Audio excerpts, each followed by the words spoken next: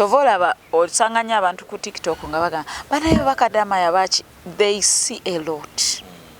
They see a lot of things. Era omuntu abeerawo nga obwongo bwe sigamba mbuno bwavaako totally, but abeera psychologically not okay. We come back with a lot. Apart from the physical pain, there is also the mental health deficit. Kakati n'okoma ng'owuja n'ensi wagikoowa n'ogezaako okwetta nga tofa n'olabira ddala ng'ensi ekwesibyeko bwesibi. Yes, I reached that time. There was a time I got depressed. I'm tired of the pain. Tried suicide, it didn't work. N'emmotoka nazo nga tezinkoona.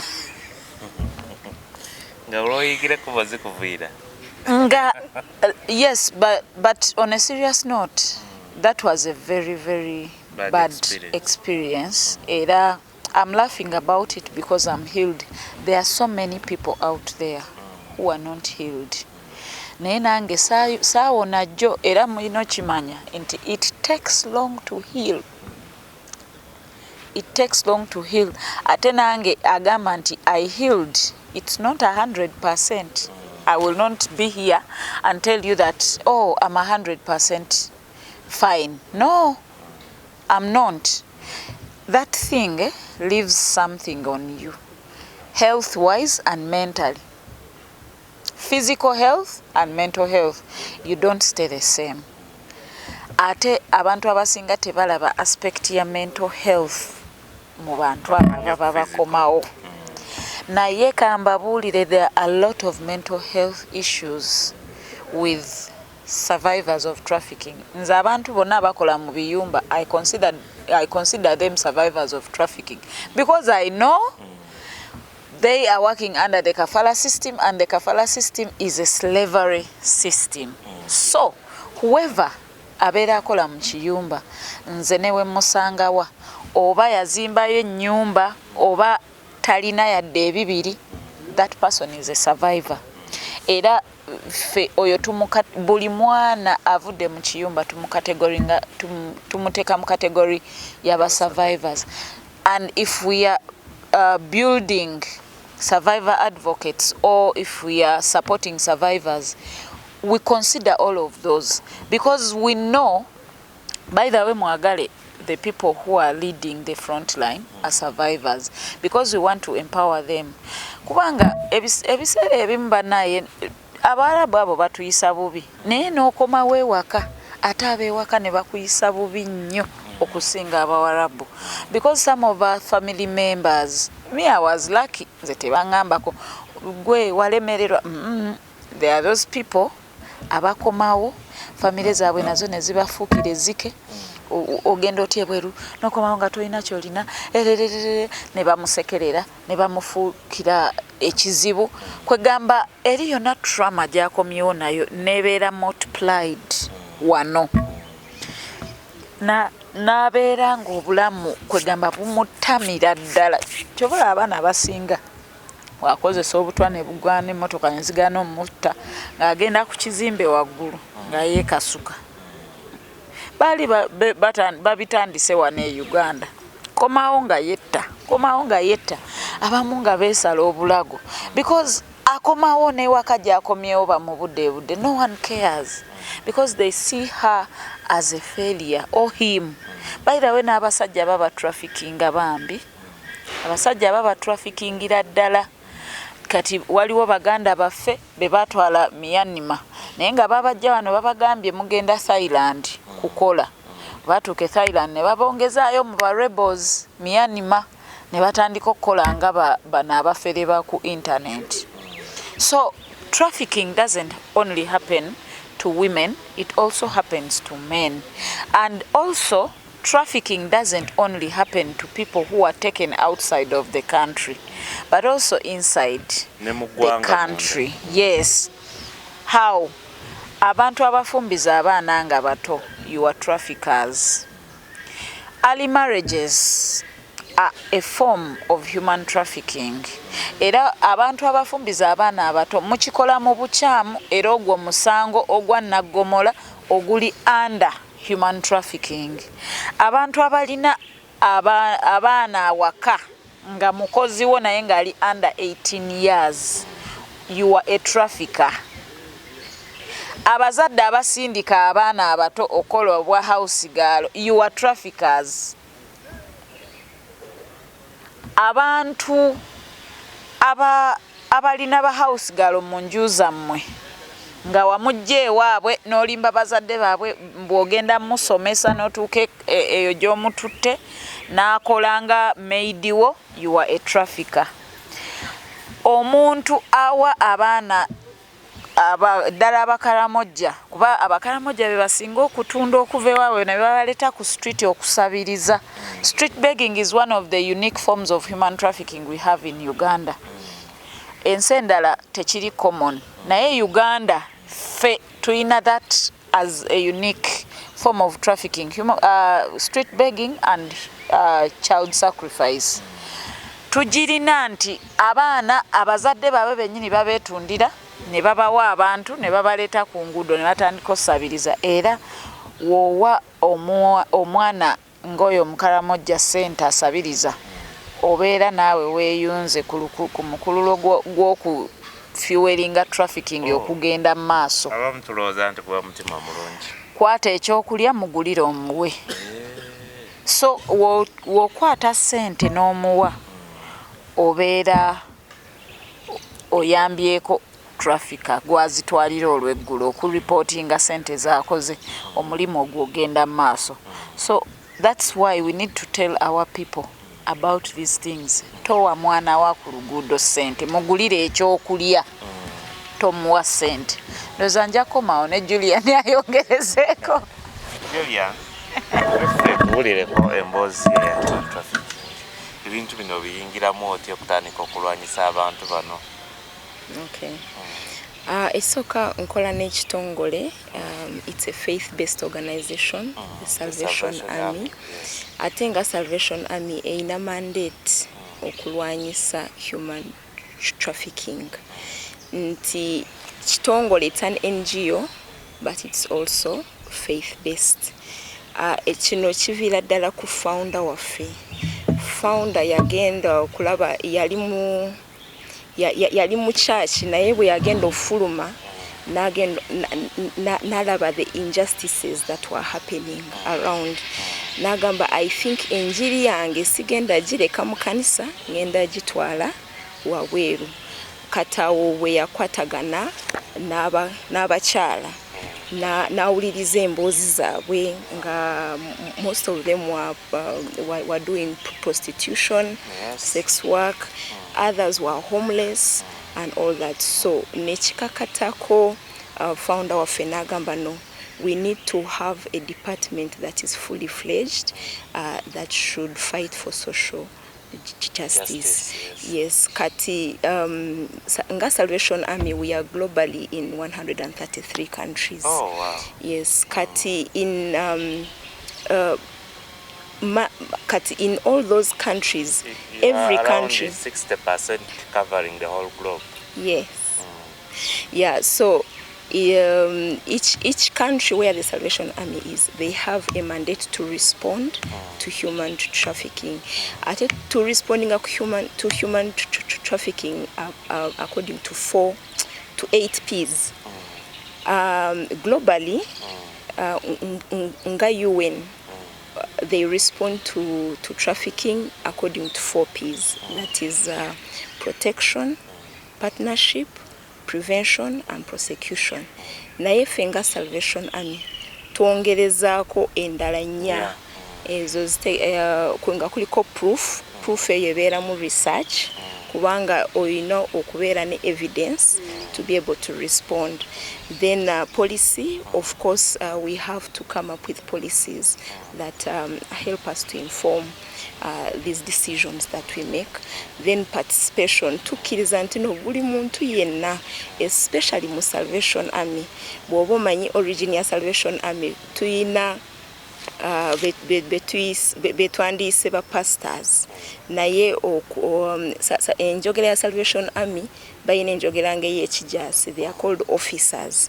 Kati every officer, every volunteer, every friend of the Salvation Army kimukakatako to be part and parcel of the fight against human trafficking.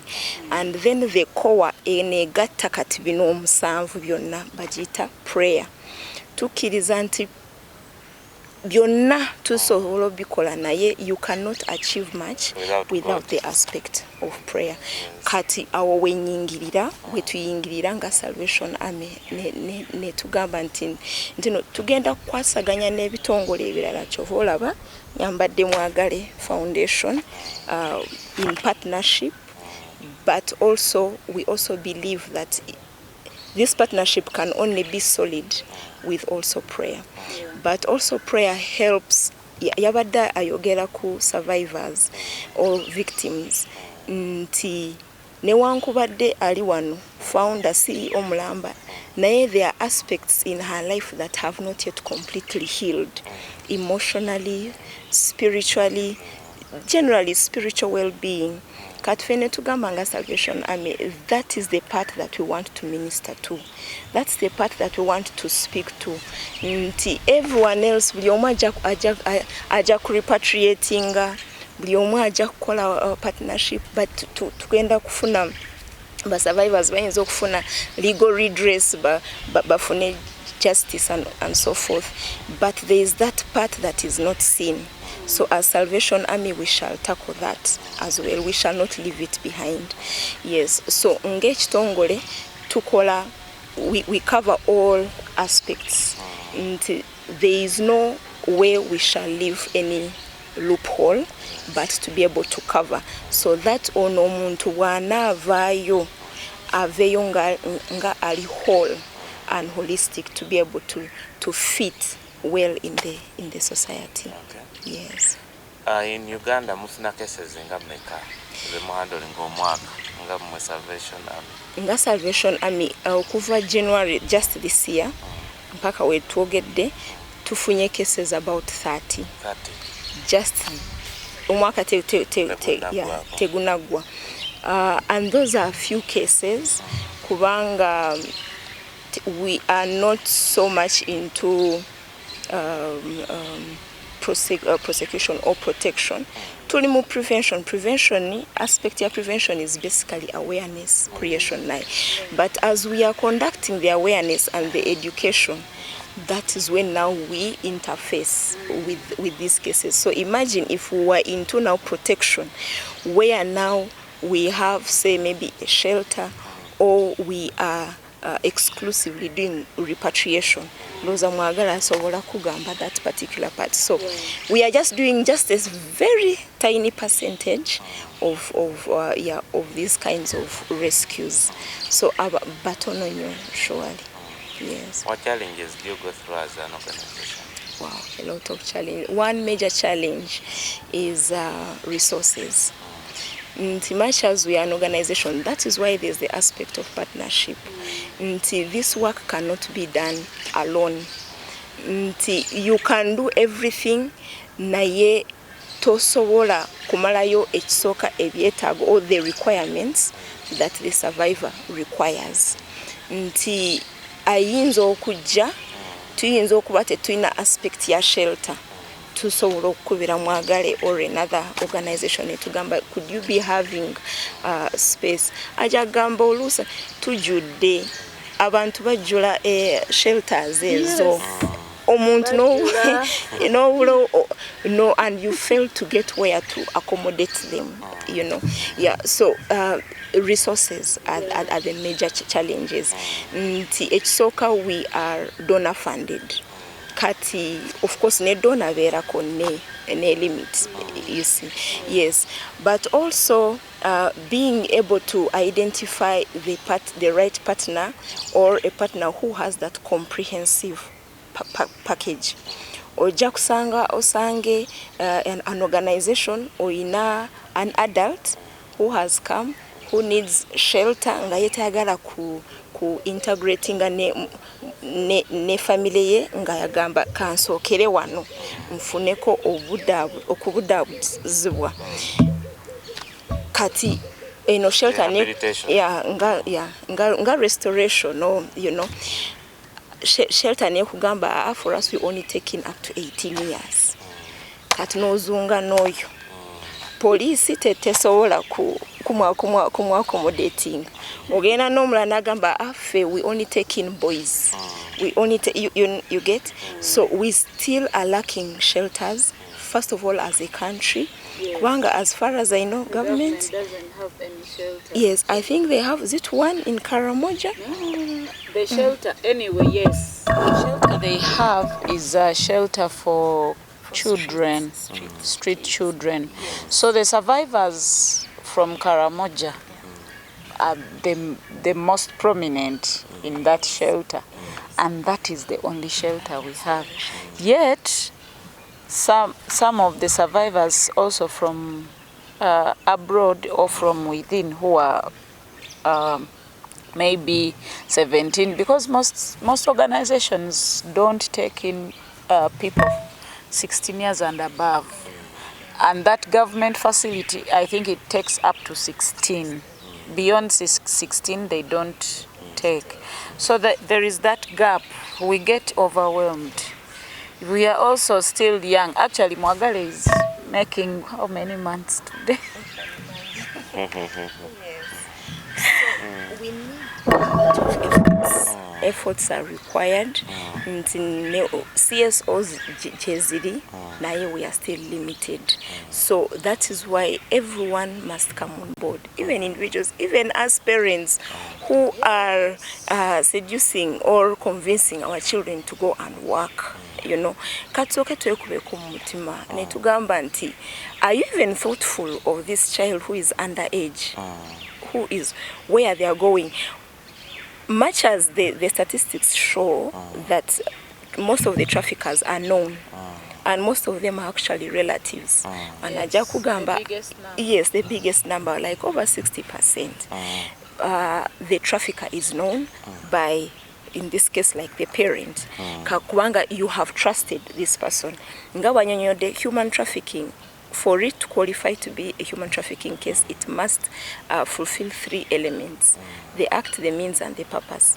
Kat this means is this auntie has coerced, has enticed you, convinced you, this child is going to get a better job. I mean, after all, I'm P7 back, leka agende akole over school fees, over pocket money. They will convince you, then you will release your child. You get? So responsibility etukakatako fena okuva ku an individual right up to the national level.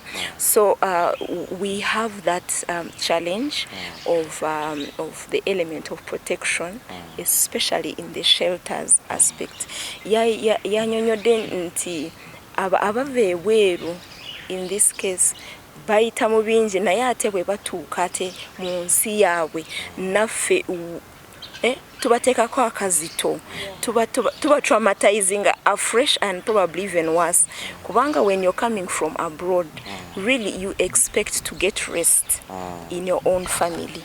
Kati no tuka family, me there is a survivor we got from Saudi Arabia, Avera Busia. Yatuka Busia. Actually, Teamanya how she even entered into a taxi from the taxi park to Busia. Kati ndoza she slept. Kati neba musula on the street, because I mean this was a taxi. Yagendo zuka ne yesanga ku street. Kati she picked up herself and she went back to her supposedly family. Now she was an orphan and she was taking care of her younger siblings. She was working there. Whatever she was doing was that echo bacherekereza tebasobola chikunyonyola, but they want the well-being of their family members. Kati yasindikanga sente to these younger siblings. Now when she returned in the state she was in, kati n'agenda n'agamba at least I've been sending money support and everything kubanga yali ayina n'omwana nga babeera naye. Yatuukayo ne bamugoba. These are younger siblings I'm talking about. She was the eldest girl. Ne bamugoba ne mugamba, you look, she was terrible, for sure she was terrible. Bw'omulaba ng'olowooza oba ayina leprosy waliwo ekyamutuuka kweri. You get. So ne bamugoba and they told her, no, we don't know you. But the only place that she was able to go to was in a church. Kati church nemwaniriza nasobola okutambula olugendo lwa healing. But you see, that healing that she was talking about, it cannot go completely. Kubanga jukira, you sent money to your family and on arrival, they do not want to associate with you at all. Yet you're the one who built that house that they are staying in. You have supported them, school fees and so forth. See now how you have been rendered homeless, you know. Yeah, so we still need a lot. Psychosocial support is needed. Legal redress. There are a lot of cases. Traffickers are up and about. They are everywhere. And very free. Nti ebiseera ebisinga ffe kati ng'ebitongole we concentrate more on the survivor. Naye we are not looking at now what are we doing to the trafficker. Kati nosanga nti no prosecution awo now we're lacking kubanga n'omwana naye yetaga justice because she's a human being who deserves her rights, you know, to be restored. Kati most of the times the traffickers are at large. You get.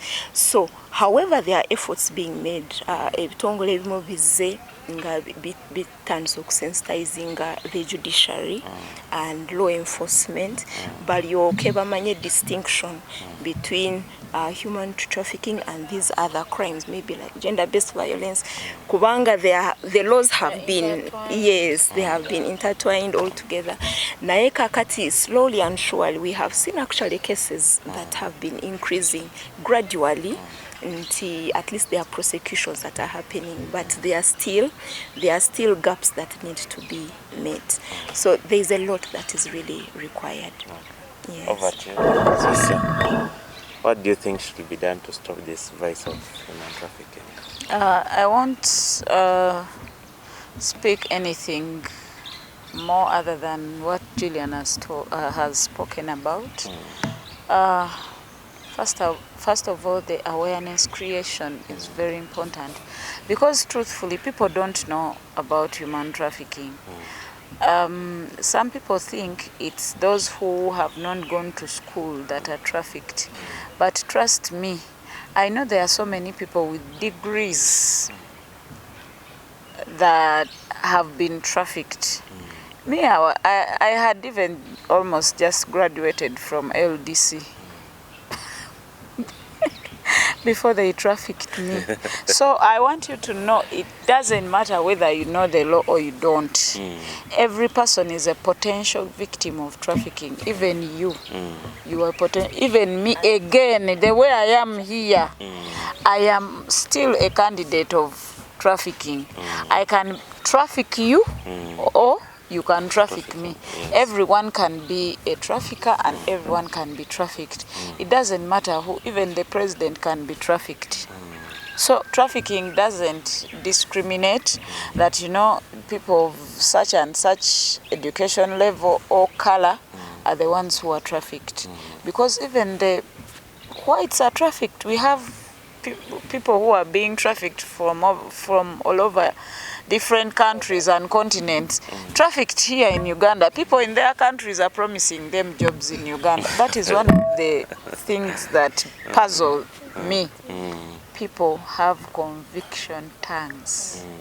They bring you from Europe, Asia, and they tell you there are jobs in Uganda, so come. There are so many people. Even fellow Africans, many of them come here being promised jobs, and yet there are so many. Yeah. And I think you know, mostly internal trafficking, external trafficking, but we have not even talked about the refugees part. They are also vulnerable. They are